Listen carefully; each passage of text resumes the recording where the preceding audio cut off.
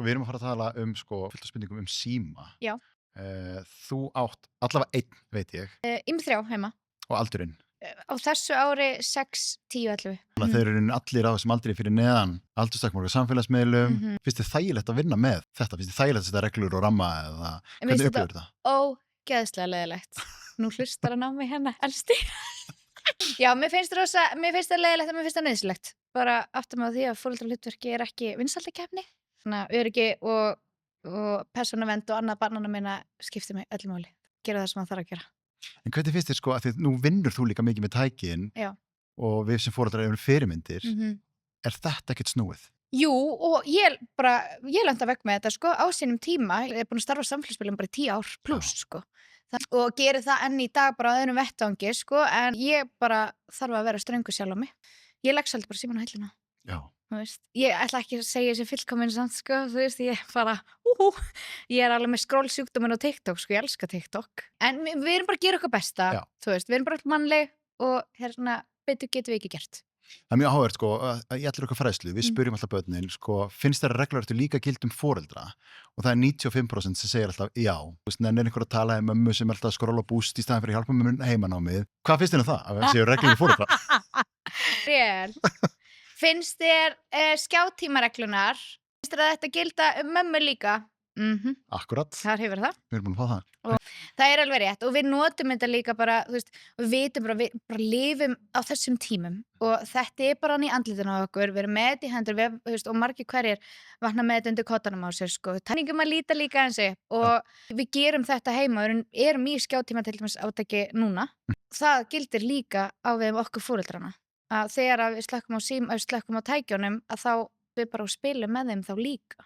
Þetta er ekki bara spurning að þið þurfum að hætta, finnið þið ykkur eitthvað að gera, ég ætla að tilla mér og halda áfram að skrolla. Hvernig fyrirmynd er ég? Akkurat, það stakk sem mig mest þegar 5 ára dóttir mín, hún hnippti mig og spurði pabbi, mér finnst ekki gaman þegar þú ert í símanum og við erum að horfa saman á Disneymynd. Og það var svona eiginlega grunnur af því að við fórum að setja reglur heima. Samt alveg, þú veist, þegar tjatti byrjaði í vasanum, mæti titringur og strákarnir byrja að spjalla og þá fer maður svona að hugsa, þú veist, á ekki bara að hoppa á klósettið, koma tilbaka og þú veist, hún veit ekki neitt. Sko. Sem áður, ef þú hugsar út í það, þú veist, þegar ég einhvern veginn fekk þetta fyrst í andlitið, eins og ég segi, þú veist, ég er búin að starfa á samfélagsmiðlum í meira en 10 ár og það var tími sem að allur tími minn, þetta var ekki bara vinnutími, þú veist, allur tími minn fór í að skapa efni, posta efni, svara fólki, tala við fólk og vera stöðugt, þú veist, maður var endalaust að allan sólarhringinn og þegar að strákurinn minn elsti segir við mig í fyrsta skipti, mamma getur ekki farið í síma núna.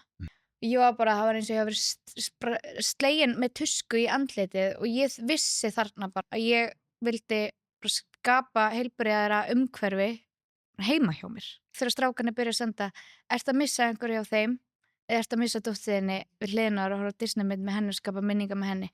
Svona, við erum orðin svo rosalega örfuð í dag og ég bara er eina af þeim, ég veit ekki hana alveg. En mér finnst mjög mikilvægt að leggja áherslu á að leggja símann frá sér. Ég fann mikla breytingu allavega á mér og mínu heimili og bara sambandirum mínu við börnin mín, sko. Þú fannst það alveg? Já, mjög mikinn, sko. Já, og hvernig mun?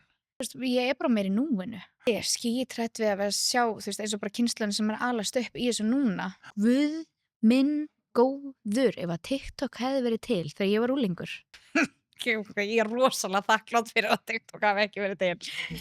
Þú veist, en svo er alls konar eins og bara samskiptin, hvernig fólk er að bera sig að og vinahópar og annað, hvaða samþykki ertu að leita eftir, hvað, þú veist, og hvernig færði það til þín, hvernig lestu í það, erum að nota þessa emoji, má ekki nota þannan, gerður punkt en ekki upprópunarmerkið, þú veist, það er alls konar sem að ég meiri sé sem starfa á þessum vettvangi hugsa ekki út í, sko. Maður hugsa oft til þess bara hvernig þróast þetta þegar krakkarnir sem eru að alast upp í dag, krakkarnir sem eru bara eins og bara elsti sonu minn, þegar hann er fullorðinn.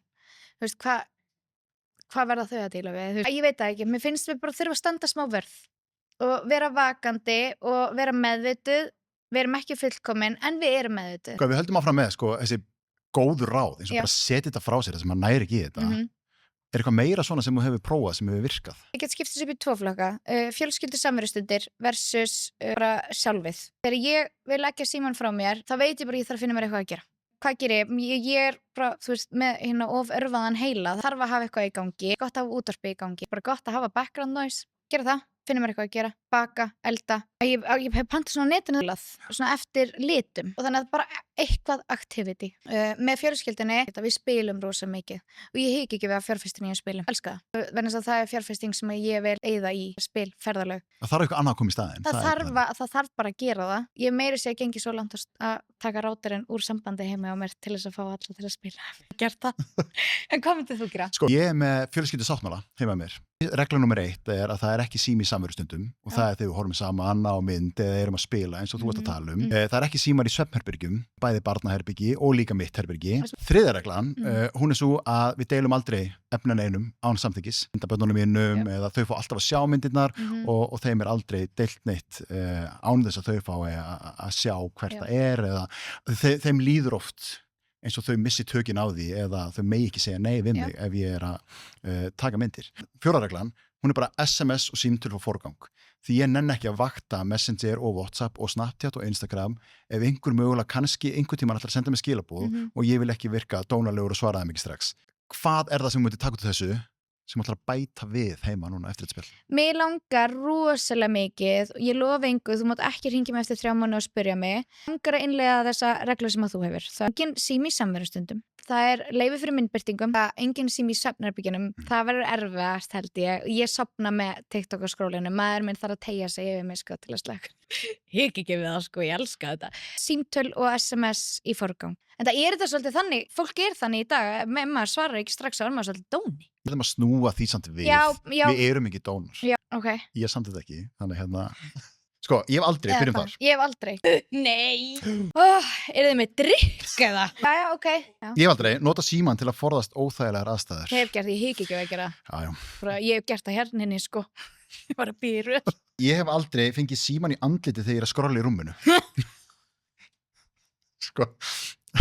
Það er langt síðan samt, ég held að sé alveg rétt að taka það fram sko. Ég var ekkert að vera að skrolla sko í miðum hríðum og ég fekk í síman í andlitið.